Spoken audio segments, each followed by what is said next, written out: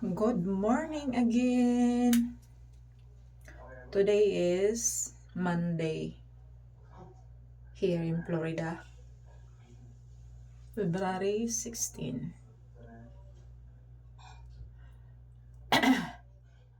Lalabas kami ng auntie ko. Yung auntie ko kasi tagaluto ng mga kakanin. Tapos, lumpia, gulay. Or Shanghai lumpia. May may order siya sa hospital. So, saan yung isa kong auntie nagtatrabaho. May order siya doon, kaya deliver namin doon. So, sama niya ako kasi may bibilhin daw din siya. Nag-i-stop kami sa store. Hindi ko alam kung anong store. Tapos, bibili din siya daw ng lotto ticket. So, bibili din ako. Actually, hindi ako lucky sa mga ganyan, gambling.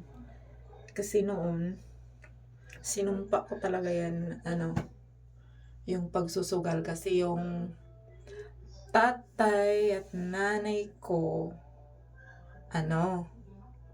laging nag-aaway lang dahil lang sa sugal na yan.